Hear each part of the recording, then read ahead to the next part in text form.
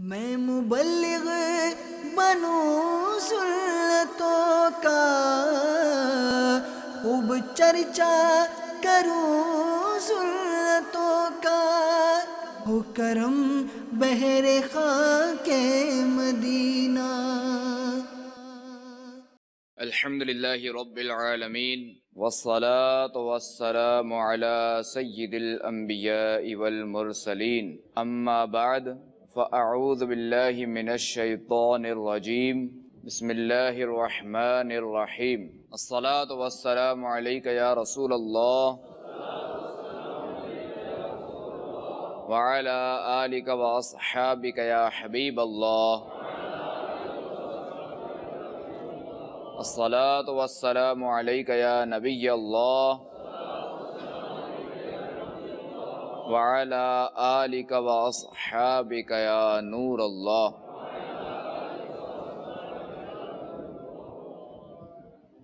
نویت سنت الاعتکاف۔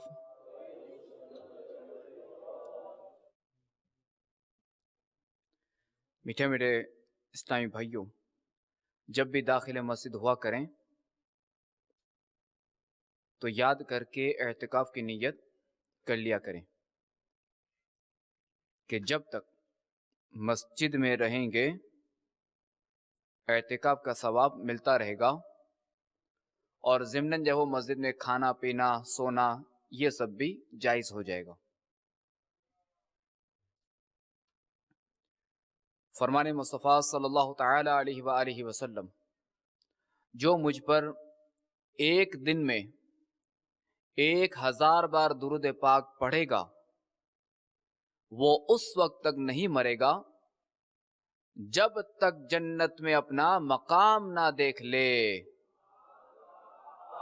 صلو علی الحبیب صلی اللہ تعالی علی محمد وعلی آلہ وصحبہ وبارک وسلم۔ صلاۃ و سلاما علیک یا سیدی یا سیدی، یا مکی یا مدنی یا عربی یا قرشی یا ہاشمی یا مطلبی یا رسول اللہ۔ میٹھے میٹھے اسلامی بھائیو، آئیے بیان سے قبل جو ہے وہ نیتیں کر لیں کہ فرمان مصطفیٰ صلی اللہ تعالی علیہ وآلہ وسلم، نیت المؤمن خیر من عملہ، یعنی مسلمان کی نیت اس کے عمل سے بہتر ہے، اور جتنی نیتیں زیادہ ہوں گی اتنا ثواب بھی زیادہ ہوگا۔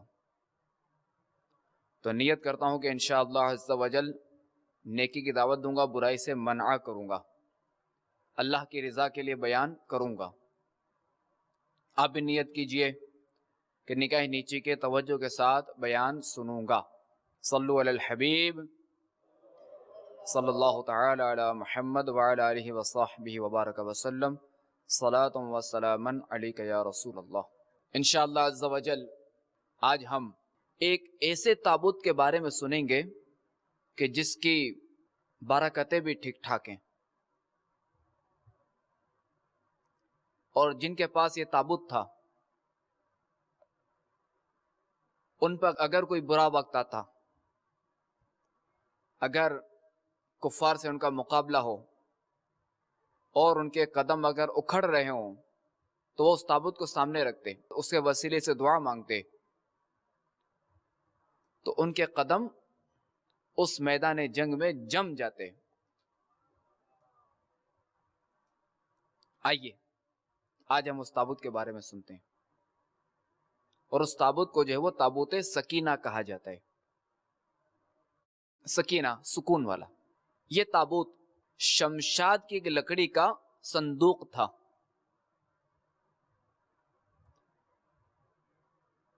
جو ہمارے دادا حضرت آدم علیہ نبینا و علیہ الصلوۃ والسلام پر نازل ہوا تھا۔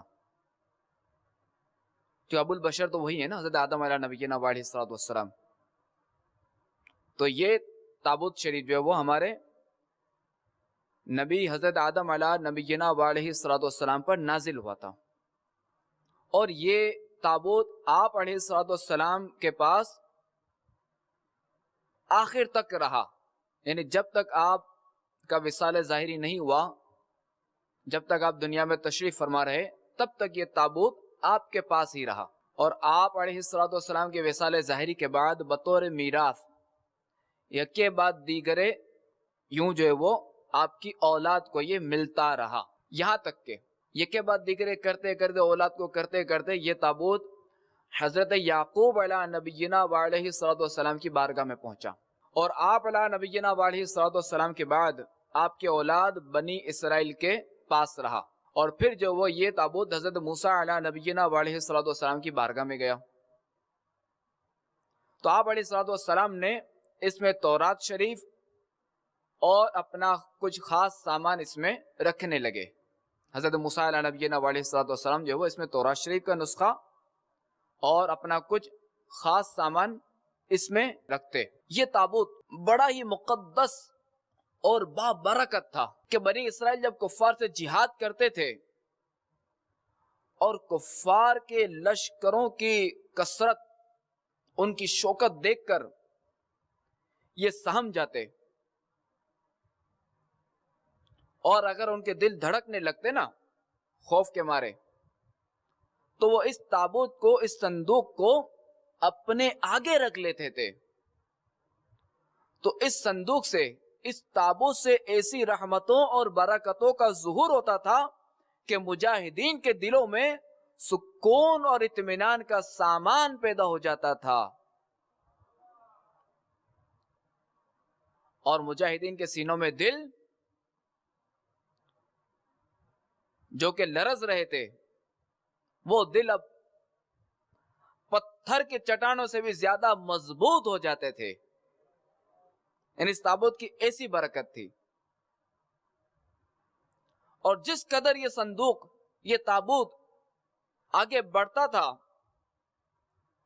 تو آسمان سے نصر من اللہ و فتح قریب کی بشارت عظمی نازل ہوا کرتی اور فتح مبین حاصل ہو جایا کرتی تھی۔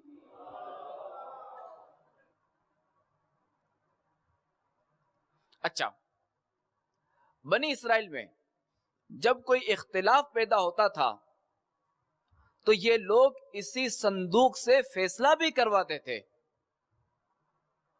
اور اس تابوت سے فیصلے کی آواز اور فتح کی بشارت بھی سنی جاتی تھی۔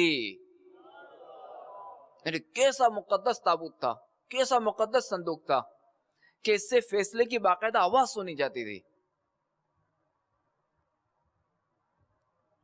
اچھا، بنی اسرائیل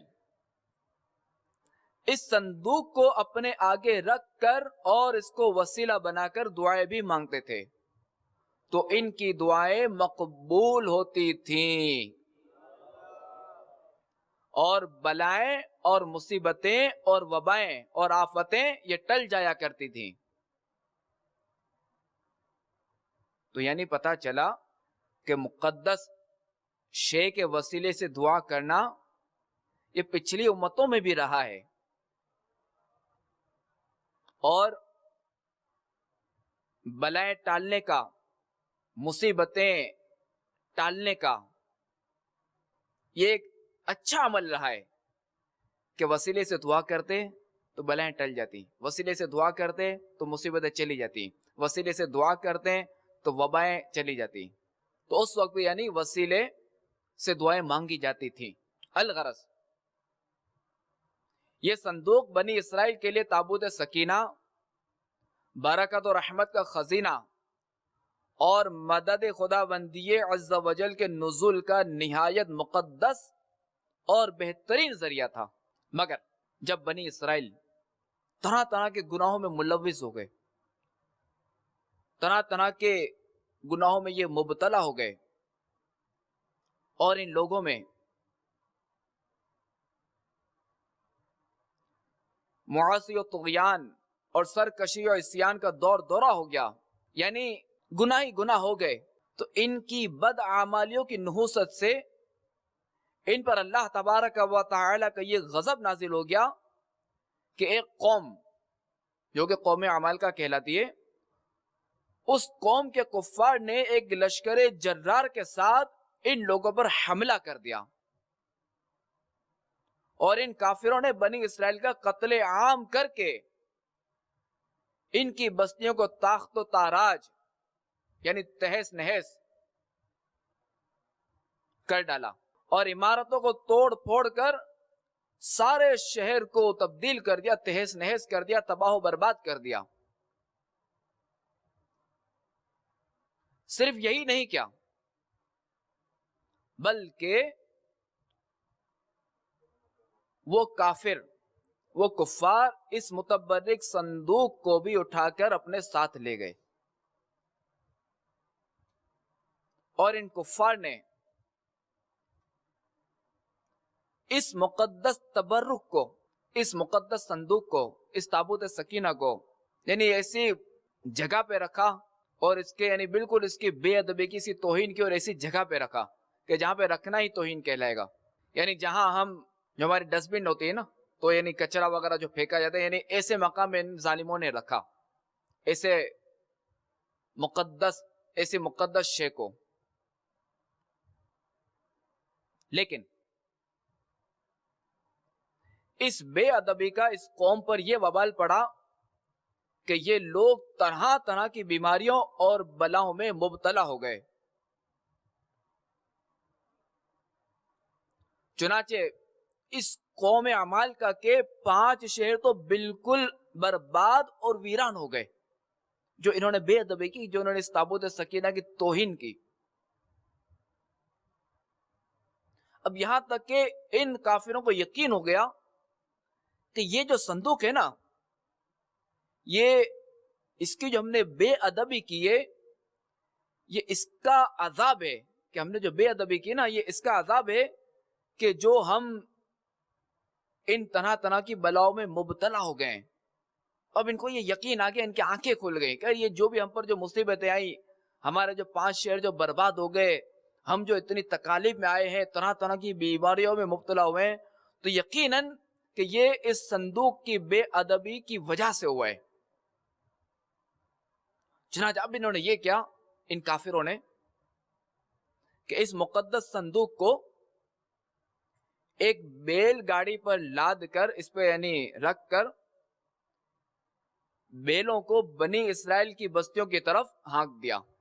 پھر اللہ تبارک و تعالی نے 4 فرشتوں کو مقرر فرما دیا، جو اس مبارک صندوق کو بنی اسرائیل کے نبی حضرت شمویل علیہ السلام کی خدمت میں لائے۔ اس طرح پھر بنی اسرائیل کو کھوئی ہوئی نعمت ان کو دوبارہ مل گئی۔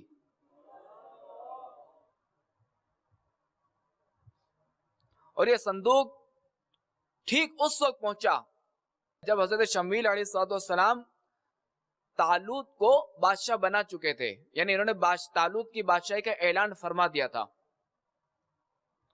مگر بنی اسرائیل جو ہے وہ طالوت کی بادشاہی تسلیم کرنے پر تیار نہیں تھے، یعنی اس کو بادشاہ ماننے پر، طالوت کو بادشاہ ماننے پر تیار نہیں تھے۔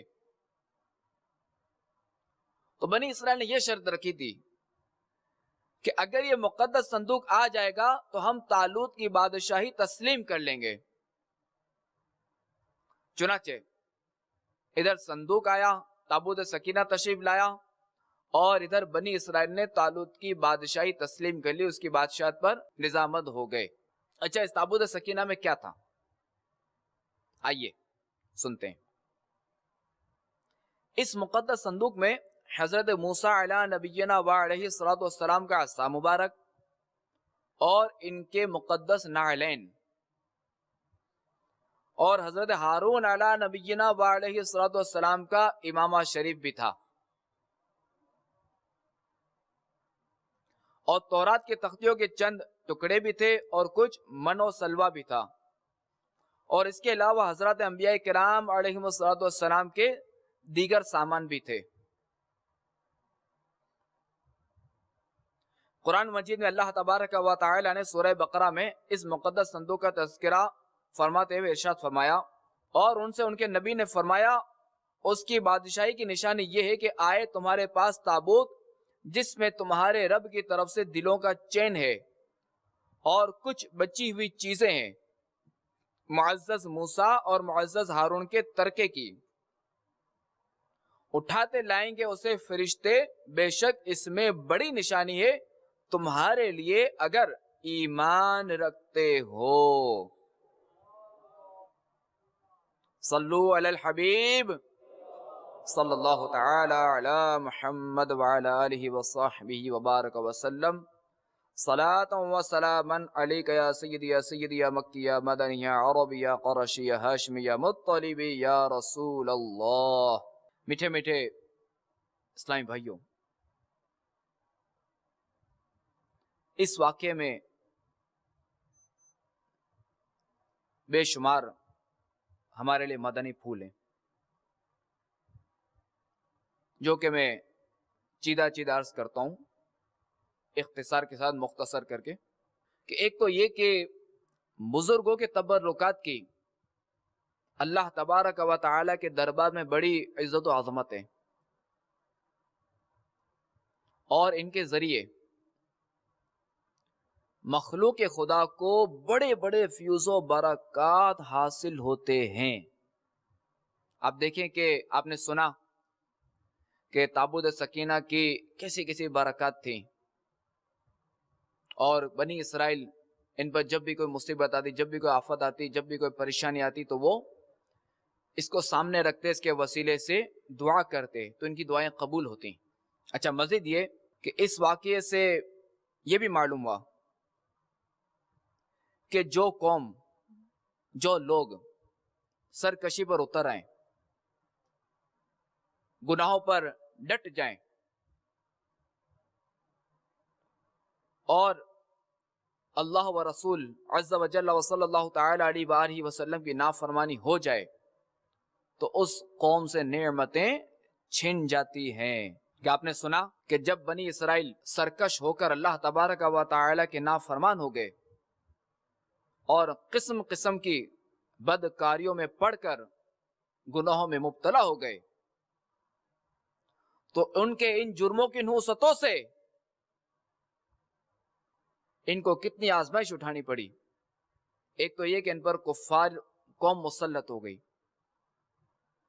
اور ان کے پاس جو یہ اتنی بڑی نعمت تھی وہ ان سے چھن گئی، اور اس وجہ سے یہ کتنے عرصے تک یہ قوم محروم رہی اس مقدس صندوق سے۔ تو یہ میرے میٹھے میٹھے اسلامی بھائیوں، آج ہم دیکھیں، آج اگر ہم اپنے اطراف میں نظر دوڑائیں تو ہمارے حالات کیا ہیں؟ مسلمانوں کی حالت کیا ہے؟ مسلمان طرح طرح کے گناہوں میں مبتلا ہیں۔ نماز مسلمان نہیں پڑھتا، مسلمان کو معلوم ہے کہ یہ مجھ پر فرض ہے، مجھ پر 5 وقت کی نماز فرض ہے، مگر یہ نہیں پڑھتا۔ جھوٹ مسلمان بولتا ہے، غیبت مسلمان کرتا ہے، چغلی مسلمان کرتا ہے، بہتان تراشی میں مسلمان مبتلا ہے، چغلی میں مسلمان مبتلا ہے، شراب نوشی میں مسلمان مبتلا ہے، طرح طرح کے گناہوں میں آج ہمارے بھائی مبتلا ہیں۔ اور آج یہی وجہ ہے کہ ہم طرح طرح کی مصیبتوں میں مبتلا ہیں، طرح طرح کی آفتوں میں مبتلا ہیں۔ آج اگر آپ اطراف میں نظر دہرائیے،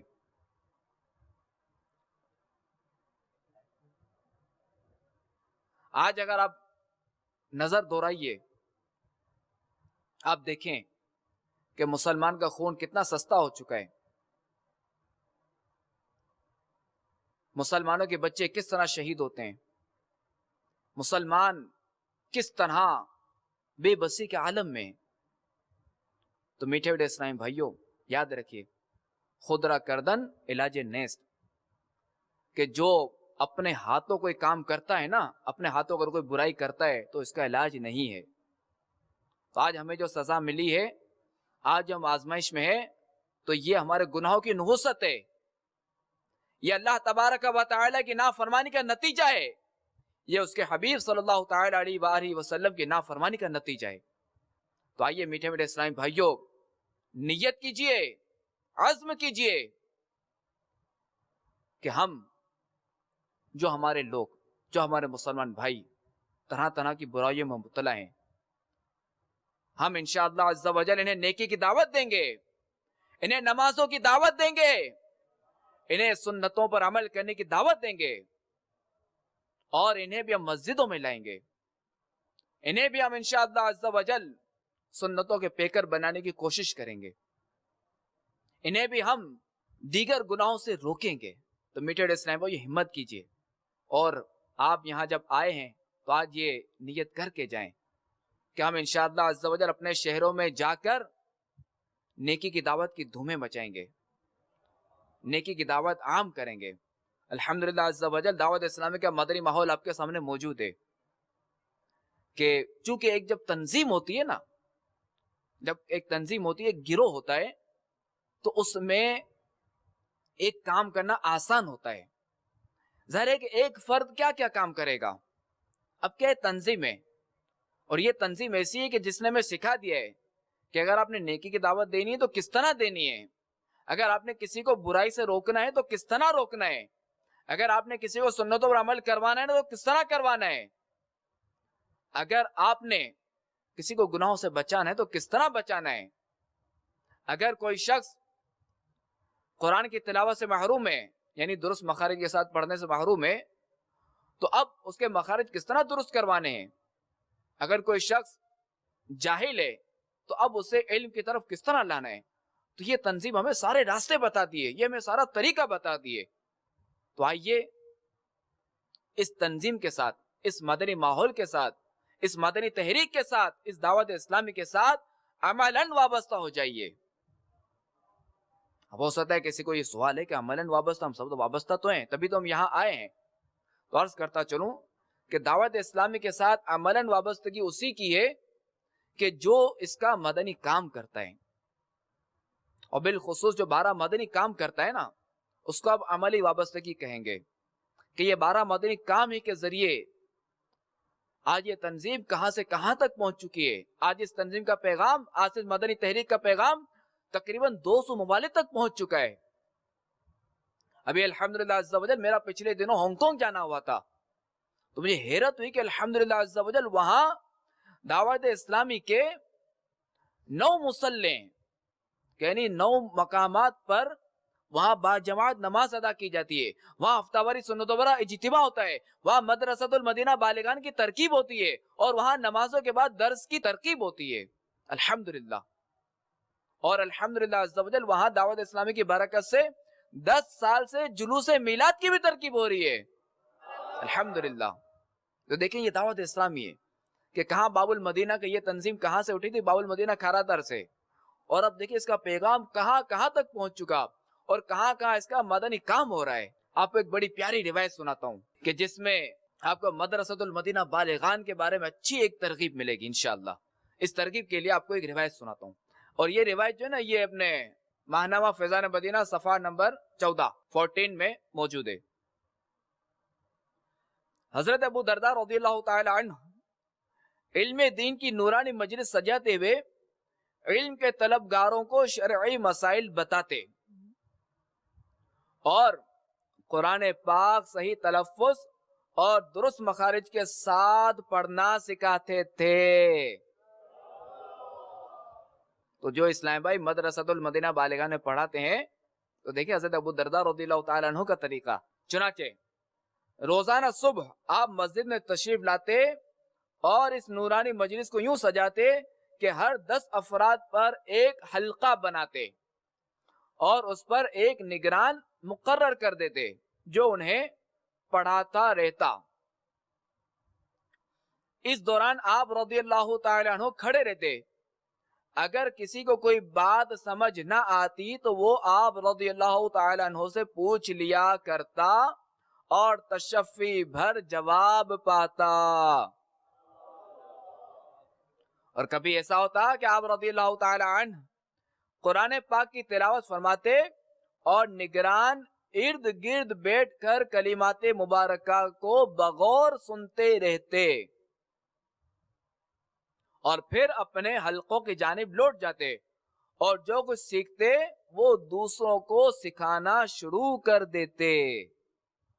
देखिए अल्हम्दुलिल्लाह अज़्ज़ा वजल दावत इस्लामी का यही तरीका है ना कि जो इस्लामी भाई सीखता है वो दूसरों को सिखाना शुरू कर देता है।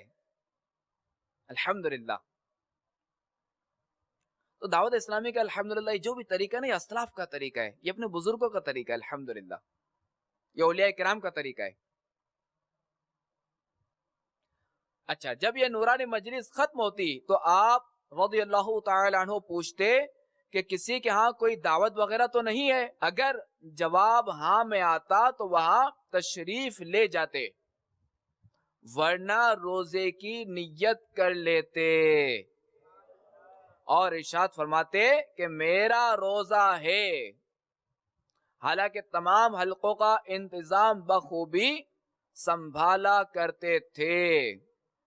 غیبت کے خلاف جنگ، نہ غیبت کریں گے نہ سنیں گے، محبتوں کے چور قفل مدینہ انشاءاللہ، مسجد برو تحریک انشاءاللہ عز و جل۔ سنیں، ایک مرتبہ شرکائے مجلس کو شمار کیا گیا، یعنی ان کی گنتی کی گئی تو وہ 1700 سے زائد تھے۔ یعنی دیکھیں ان کی کلاس کتنی بڑی تھی، حضرت ابو درداء رضی اللہ تعالیٰ عنہ کی کلاس کتنی بڑی تھی کہ ایک وقت میں 1700 طلبہ، یعنی 1700 سے بھی زیادہ طلبہ تھے۔ پر آپ تو ذرا صحابی تھے اور سرکار علی نبینا علیہ الصلوۃ والسلام کی ذرا کے دائرے صحبت اٹھا چکے تھے۔ اللہ تبارک و تعالی ان کے صدقے، ان کے طفیل ہماری مغفرت فرمائے۔ اللہ تعالی ہمیں بھی نیکی کی دعوت کا جذبہ عطا فرمائے۔ اللہ تعالی ہمیں بھی مدرسۃ المدینہ بالغان پڑھانے کی توفیق عطا فرمائے، سعادت عطا فرمائے، اور خوب سے خوب نیک کام کرنے کی توفیق عطا فرمائے، اور ہمیں نیکیاں کرنے، نیکیوں کو پھیلانے، برائیوں سے بچنے اور دوسروں کو بچانے کی توفیق عطا فرمائے، آمین بجاہ النبی الامین صلی اللہ تعالی علیہ وآلہ وسلم۔ صلو علی الحبیب صلی اللہ تعالی علی محمد۔ میں مبلغ بنوں سنتوں کا، خوب چرچا کروں سنتوں کا، ہو کرم بہر خواہ